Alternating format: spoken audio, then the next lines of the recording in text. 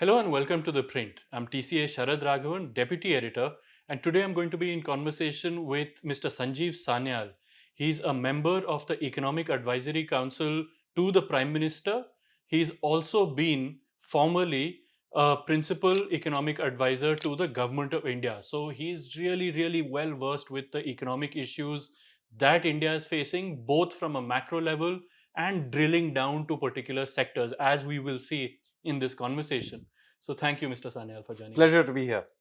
So now, over the last few weeks, you've been very prolific with working paper after working paper on several issues, several economic parameters you've looked at.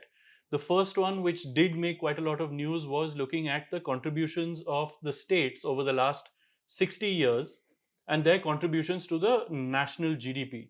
What it found was that basically the South and the West are the ones that have emerged as the bigger contributors to national level GDP. So, what are the policy implications of this? So I think first of all, so that the audience is clear, this is a view of how states have performed relative to each other Right. over a very long period. So going back to 1960-61 to now, Yeah. and um, this looks at them in terms of the shares of individual states in GDP and their per capita income as relative to the national average. Yeah. Now, what we found, as you just mentioned, is that some parts of the country have done much better. The South has done much better since 1991. Yes. So it is actually a quite a relatively recent phenomena that it has done particularly well. Right. The West has a more stable performance, Maharashtra particularly. But even there, some of the states have done particularly well in recent times. One of them being Gujarat, which has done particularly well from the year 2000 onwards. Goa has done spectacularly well. It's a small state, I know, but it now has a per capita income that is 3 times the national average. Right. So, and then of course, Maharashtra is the largest economy in the country. So, the South and the West have done very well. The North also has bits and pieces that have done not too badly. I mean, Delhi, for its size, is would be considered actually a large state in terms of its contribution to GDP. It is also one in terms of per capita income, one of the highest. Haryana has done rather well as well. But then there are parts of the country that have done not so well. Right. And in that, if I have to make a broad brush statement, Eastern India has been particularly lagging. So there's a lot of discussion about north-south divide and so on. Actually, the real divide in India is east-west, if you're taking an economic view of the matter. Right. Bihar, in terms of per capita income, far below the national average. It is the average Bihari's per capita income is 33% of the national average. Yes. This is the largest deviation of any state ever in our post-independence history. Okay, and this is now in the last decade or so it has stabilized. So it's, but you know, in previous periods, if you go back to the 60s, 70s, 80s, 90s, particularly the 90s, there has been a clear decline in performance. Particularly the 90s was particularly bad. Similar thing happened with UP as well. UP was at the top. Well, in terms of sheer size, it was the largest economy in 1960, but it has been continuously declining. Again, flattened out in the last decade, and the last few years, its share has been going up. Its per capita income as a proportion of the national average is going up. Again, stuff we can see, but it's good to have the numbers. Yeah, right. But the real poor performance, if I may say, is that of West Bengal. It's a clear underperformer, and it used to have a per capita income in 1960 of 127% of, i.e., 27% higher than the national average. Yeah. Today, it's about 16% below the national average. It used to be the third largest by share of the economy. Today, it is well below that. So 10th or something. Yeah, something well below. And you know, given its history, that's a really poor performance. So similarly, you have Jharkhand as well, hasn't been a great performer. In very recent years, Odisha has done somewhat better. In fact, Odisha people don't realize now has a per capita income higher than that of Bengal. Yes. But it looks good only because it's in eastern India. Its per capita income is still 20% or so, 15% or something below national average. Right. I forget the data exactly, but it's still well below national average. Not as far as it used to be, but still the point I'm making is there is clearly a problem that Eastern India has, and we need to do something about it. Right. So now, from a policy making point of view, when it comes to devolution and grants from the center to the states, there are broadly two schools of thought. One says the center should be rewarding the states that are doing better. The other school of thought is that it should be helping out the ones that are not doing so well, and so devolution and grants should be more focused in that direction. Where do you stand in this? See, as with much of economics, there is no right and wrong answer. You have to balance the two requirements. Right. Um, Eastern India has clearly fallen behind and it needs some support. And the rest of the country does owe it some. But Eastern India itself owes itself better policies. So we need to start with there, because quite frankly, pumping in resources there, if the policies and the political political and economic environment is not conducive to growth, Right. if the policies are not conducive to growth, then it's not going to generate growth just by throwing money. After all, West Bengal started out being well ahead of everybody else, Yes. and then fell behind because you had decades of policies that discouraged entrepreneurship and risk taking and so on. So, not surprisingly, it fell behind, and half a century of bad policy is how it got there. Right. Bihar for decades had, forget economic policy, it didn't have basic law and order. Yes. And then it of course feeds on itself, because then it creates a culture where people with talent, etc., either leave the state or they go into gangster politics or something like that, Right. or at best they would try for UPSC. That's the limits of aspiration of that society. Right. Naturally, it then remains where it does. So I think you need to many things need to change. So you need, of course, I think it is fair that the country does provide some support. But in the end, there has to be a society, a political culture, an economic policy architecture that is capable of absorbing this resource. The resource, I see. And so then now we come to the topic of reforms that need to be done both at the central and the state level. In the past, in the recent past, in fact, you've written about the importance of process reforms. Yes. Versus structural reforms, which is what everybody talks about, that you Yeah. need these deep structural reforms. But you've been saying that we need to also focus on process reforms. Could you tell us, one, what is the difference between the two, and what do you mean by process reforms? So, whenever you talk about reforms, you'll see people say structural reforms. These two words are so commonly used together, is that you get the assumption that reform means structural reform. Right. But you see, what is structural? Structural reform is when you change the structure of some activity. Right. So, for example, introduction of GST is a structural reform. You've changed the structure of indirect taxation in the country. You introduce the insolvency and bankruptcy code. That is the change in the structure of creative destruction in the country. Yeah. So when we cleaned up the banks using the insolvency and bankruptcy code, Right. that was fundamentally different than the old idea of creating a bad bank, BIFR, etc. So one is not a better version of the other. It's a completely different way of doing it. Right. Another structural reform would be the inflation targeting framework. You're fundamentally changing the way you run your monetary policy. But a lot of the reforms you need to do are about making the current system, the current structure, more efficient. Right. Okay. So this is not structural reform, the same system. I'm just making it work better. And I'm arguing that, look, while structural reforms are needed, a very large part of reform is just the nuts and bolts of getting the current structure doing better. And I've given them the name process reforms. Right.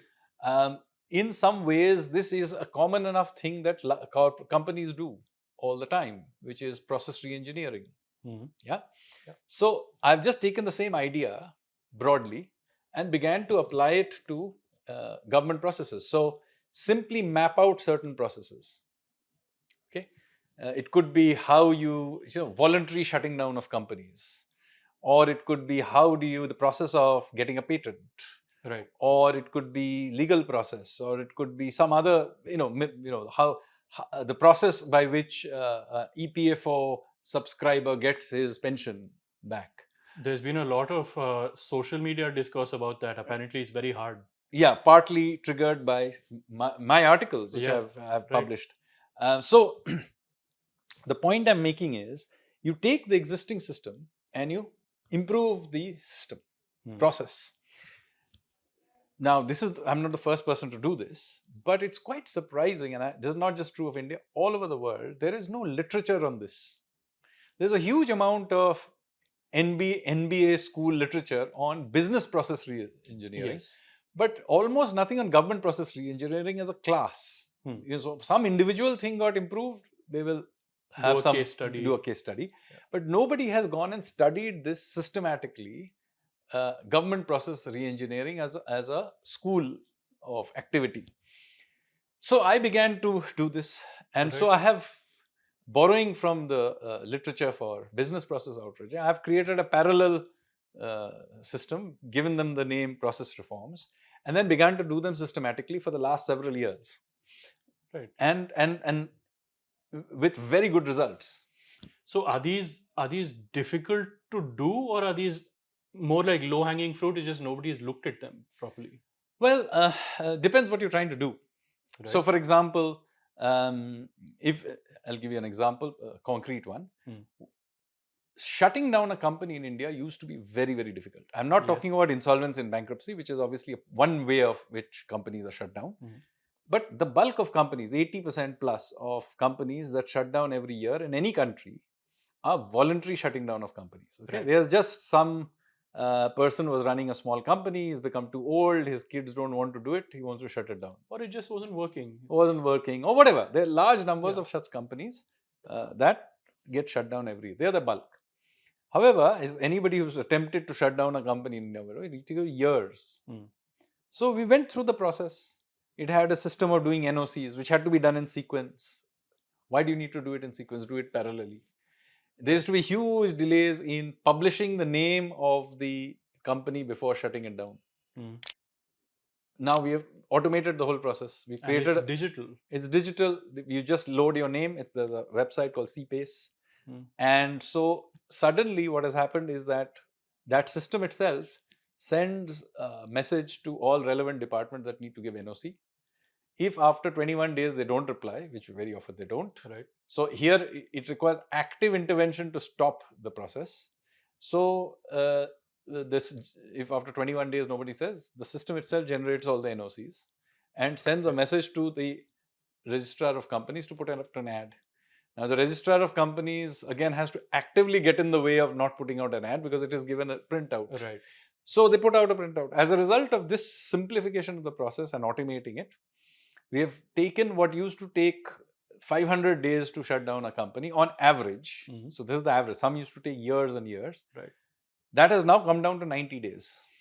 And this is now in place. This is in place, has been functioning for a full year, more than a year now. It was put it in place 23 May. Now we have 1 year of data. That's why I'm telling you this. 90 days. This is interestingly the fastest in the world. Wow. We are doing better than Singapore on this metric. Fantastic. So of course this has to be kept going and not allow it to get jammed up by some reason. I'm just giving you an example. Same thing we did with patents. About 3 years ago or so, looked into the process of patents. There are all kinds of problems. One, we didn't have enough people, so we began hiring more people into the patent office. Then we had certain bizarre things like we didn't have any rules about when a competitor could raise an objection. So typically what used to happen is that you put in the patent. First of all, it's a slow process. So after several years, finally the process, I'm going to get my patent. Your competitor turns up on the last day and puts an objection. And they, of course, the system sieves leaks like a sieve, right? Because your competitors are paid off people in the patent office to find out information about this. Absolutely. So on the day you're going to get, the day before that, a letter comes in, objection. It's like snakes and ladders. You go back down All to the way back to the start. maybe not to the right to the start, but low enough down that again the thing, and because they can do it repeatedly. Yeah. Okay. So what we have done is we have reduced the number, I think 6 months or whatever it is. This is a period where you can raise your objection. After that, you have to hold your peace. It won't be entertained. And that there's nothing unique to us. Every country in the world has certain limitations in terms of these things. Right. So you introduce these things. Some simple. So net result, what has happened? As recently as 6 years ago, India did not grant even 10,000 patents. Mhm. Okay. In the last financial year, we granted 103,000 patents. Okay. Okay. This is more than the number of applications, which means that we are now clearing the backlog. The pending. Yeah. So our problem now, ironically, is, and we are now hiring people also, so we're expanding the system. Mhm. So our problem is actually now to see whether, with the speed of the patents being granted, the number of applications goes up fast enough.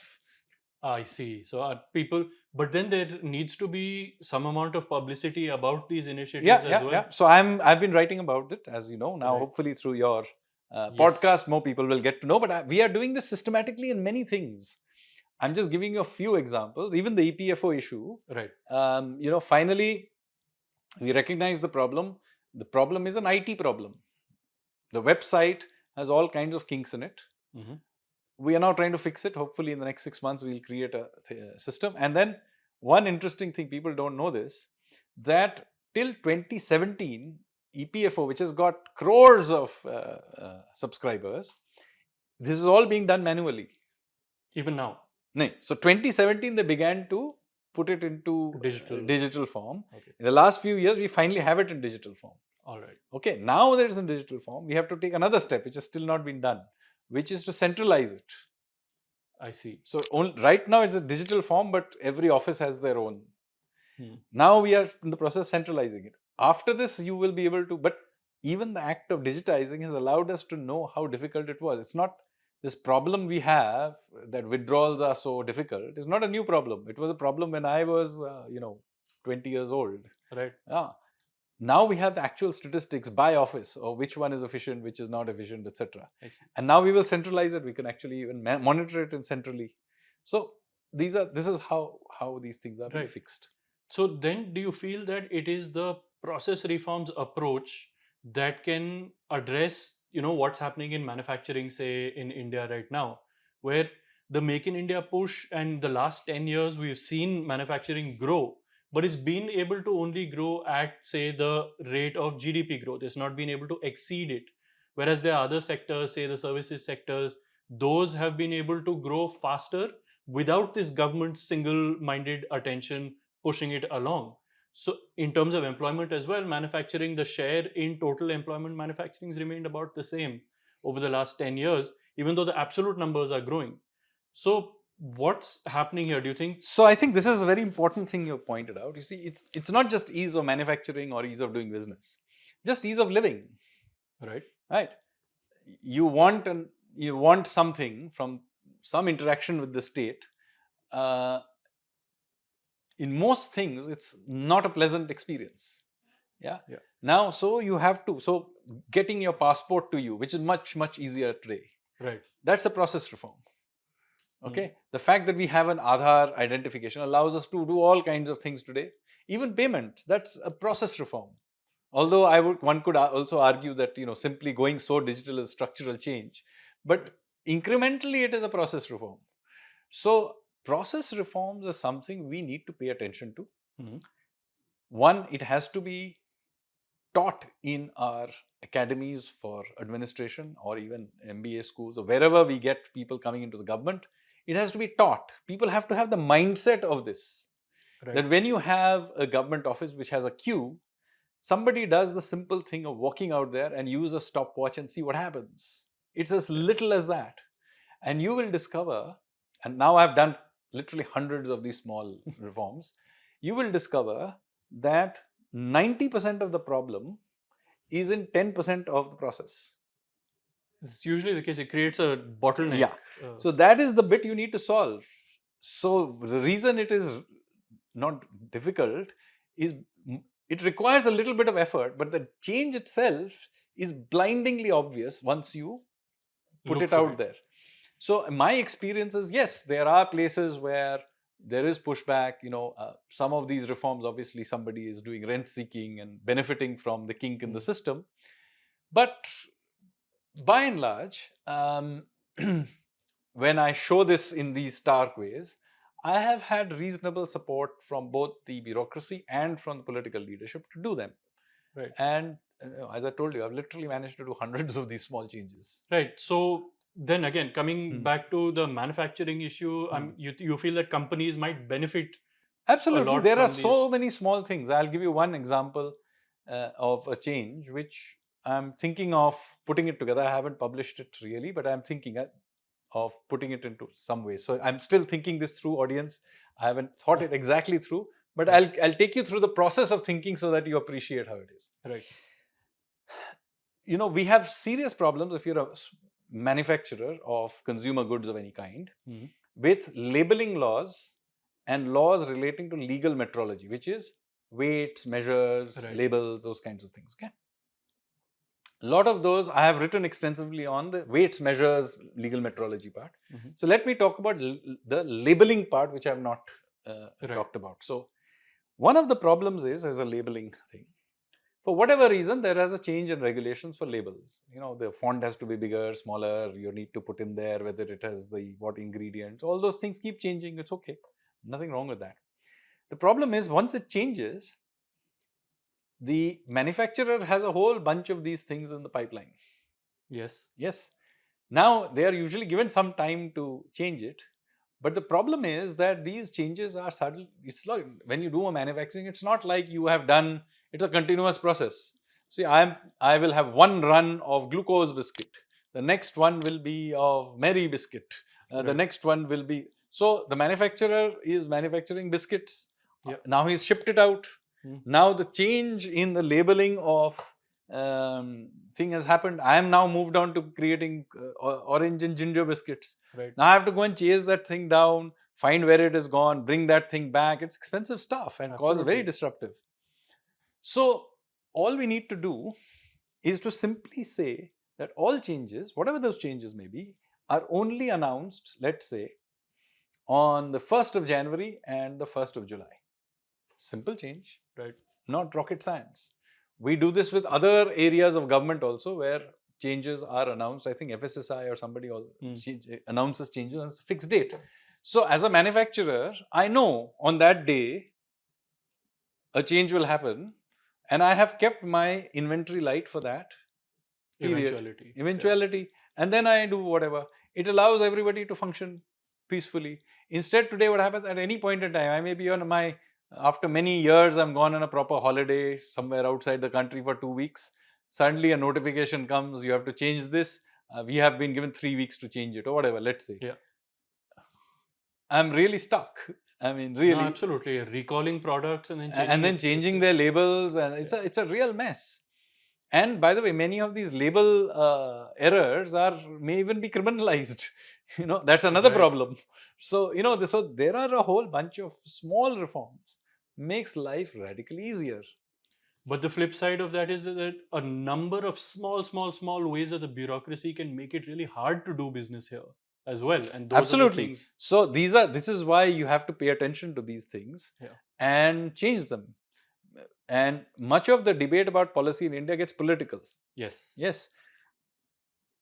Most of these changes are not political. Let me tell you, there may be the odd one, but by and large, nobody is objecting to the patent system working better. Right. Nobody will object to the labeling system become better in the political class. There may be the lower bureaucracy is rent seeking, they may be a little unhappy, but they don't have an argument, very frankly. Or you getting your EPFO money out easier, there's no issue there. Yeah, at least there is no intellectual argument. There are people who will try to trip this because, as I said, there is, of course, a great deal of rent seeking that happens. Building codes, huge opportunity for rent seeking. I have written about this as well. We have building codes which are just too detailed. Okay, they will tell you how big your prayer rooms should be. I want to pray in a larger room. What's your problem? Or in a smaller room for that matter. Right. There's no safety issue. Yeah, maybe in the kitchen there may be some safety issue. Beyond a certain size, you may not want to. There may be some requirements of the gas connection should be in some way or something. Maybe. Right. But why do you care about my mailing room? Why is there a specification on the size of my mailing room or my prayer room? These are not structural issues, and yet we have them. And you will be amazed how these small labeling, some small font issue in the label, some small rule in the building code, these are all frictions in the system Yes. and the source of a huge amount of rent seeking. Absolutely. And so, okay, now switching gears a bit, there's this big looming China problem. Now, the thing is that security considerations are paramount. There's no question about that. But coming a close second are economic considerations. And the data shows that we are really very dependent on them for a lot of our inputs. And, the economic survey also makes an argument that to integrate better with global value chains, it might be better if we allowed Chinese FDI to Yeah, come in. yeah. So, I mean, how do you square this circle? No, so as with anything, you have to come with a practical. This is not a matter of principles. This is you're dealing with various shades of gray, and we have to come up with one which is which balances various considerations as well as we can. Right. For the audience, this is basically, I presume, this relates to press note 3. Yes. Yeah. So basically, so that the audience knows, we have this press note 3, which basically says that if you get investments from any country with which we share a land border, then the investments have to get a special stamp of approval before they can do that investment. Now, obviously, there isn't too much investment coming in from Pakistan or whatever. Yeah. So, therefore, this is really about China. For practical purposes, this relates to China. Because there is a potential of large investments from China, and this gets stuck in the thing. And the point that the economic survey makes, which is a good one, which is that look, we are anyway going to have, if we're going to integrate with the world's economy, we're going to import this stuff. So if we're going to import this, and in China, by the way, already is our largest source of imports. So it's not some theoretical problem. It is an active situation. And somewhere we cannot wish them away because they are the cheapest source of many, many things that we want to do. Yep. So if we want to be in the global supply chain, you cannot wish away China. Okay, so that's even the US is unable to get rid of them, and almost no country can do without China. That's the fact of life. Right. And we already are trading them. So the question is, if we are going to import these parts, etc., for say the iPhone or whatever, why not allow them to manufacture it in India? And why force them to remain in China or to invest into some other country, third party, from where we will import it? Why not let them do it here? One could even argue that those facilities are now hostages. Right. Yeah. So now this is not an unusual situation. Do remember that China's own industrialization happened with investments from Japan, with whom they have clearly fairly tricky, rocky. If you think we have frictions between us and China, given the history of Japan and China, you can imagine how rocky that is. And by the way, this is not even they are not very the sort of the pioneers of this. If you go all the way back, the industrialization of Germany was done with British capital. Right. And the industrialization of Japan was done with American capital. So geopolitical rivals, countries with friction against each other, have throughout history traded and also received investment from them. So you can be both a collaborator and a competitor at the same time. This is the way the world works. Right.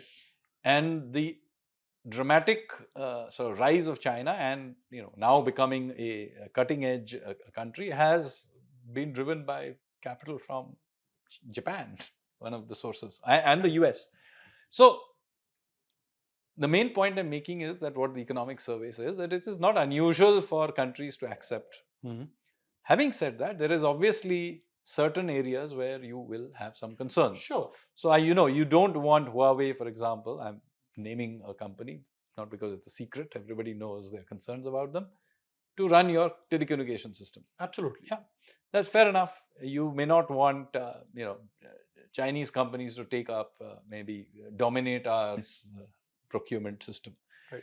But there are large areas where it is anyway pointless avoiding them, and there are many areas that they will bring us talent. They now are at the cutting edge of technology in many areas. They might create jobs They here. they will create jobs here and also provide capital, because do remember there are many Chinese entrepreneurs who want to leave China. Right. Why don't we become a beneficiary of that process? Right. So there are many good reasons why we want to do, but keeping in mind the security concerns, which are also real. Absolutely. Some sort of a balance has to be arrived at, which is what the economic survey argues. And I am of the view that we need to find that sensible balance, some sensible balance. Now, obviously, in the very last few months, we have seen several electronic related companies being given approval, even in the existing system. So even the existing system is speeding things up a bit. So actually, I had just one final question. This in every time I speak to somebody from the Economic Advisory Council to the Prime Minister, I ask them, what is occupying your mind right now in terms of the big policy issue that you want to tackle? So as I told you, I am, while there are many big issues, I have been spending a lot of time in the small issues. I told you about process reforms. Correct. So if you read my articles in the newspapers, and I publish quite frequently in the working papers and other things, you can see what I am working on. For example, one of the things I want to do is to create feedback loops in the government. One of the major problems in not just Indian government, but all governments, is that you implement something, whether it's good or bad is a different matter. After a while, nobody goes and sees whether it was a good idea in the first place. Especially since if it's sort of working. Right. Yeah. I mean, if it fails, it's a different matter. Maybe people make a squeal over. If it sort of seems to be working, then nobody will disturb it. Whereas it may be worth relooking at it again, especially if it's improving it, or if there's large amounts of money being spent on that thing.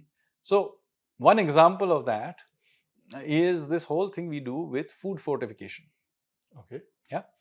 So we spend thousands of crores on fortifying our our rice and wheat, etc., our grains in the PDS system with folic acid and various iron type supplements. We do this with other things also, and we have been doing it from 1950s. This is not a new thing. Now the question is that what is the evidence that this is helping? Is there any? So I have looked through the evidence. At least the evidence that is there. First of all, it is surprising how little effort has been put into collecting evidence. Okay. To the extent that the evidence exists, it is fairly ambiguous in that there has been general improvements in health indicators, etc., both in the control group and in the intervention group. I see. So there is some small improvement that may be there in the intervention group, but most of the gain is happening on both. Even the place where, for example, you're giving non-fortified rice to somebody and fortified rice to the intervention group, both of their health will improve. Right. The fortified guys will get improved a little bit more. Okay. So my argument is the obvious thing to investigate here is not that the fortified guy is slightly better, but why did the control group improve? Because if whatever you're doing there, you're doing right, and you're getting bang for the buck, maybe that is what you need to enhance. For example, in this case, the evidence that is piling on is that maybe dietary diversification actually gives you most of the bang for the buck. Okay. Right. And it's a cheap thing to do. All it requires is that we get out of what I call is the aloo ki sabzi problem. So everywhere in this country, you go for a meal, people say, have roti with aloo ki sabzi. Now, there is no dietary diversification in this at all. Right. It is basically you're having one form of starch with another kind of starch. Right. Now, if you just improve this in the midday meal scheme, etc., and have more other kinds of things in it, dramatic improvement may happen without any fortification. So like green veggies and whatever. I mean, as I said, we have found that dietary diversification has a huge impact. Right. Now we need to do the next step. And figure out what. Figure out what exactly. Mm. But I'm just surprised how little effort has gone into this. And I'm not giving this as an evidence of a discussion on nutrition. Hmm. My point is that this is a general problem we have, that interventions are done, and unless it is a spectacular failure, in which case it becomes a political issue, Right. if it is sort of working, nobody goes and looks at whether we can do it better in a totally different way. At most, the discussion will be, oh, this has sort of worked, let's double down. चल रहा है तो चल रहा है, चलने दो. Huh. So we need to have feedback loops in the Hmm. governance systems. Similarly, you can do, we have, 850 odd autonomous bodies in the central government alone.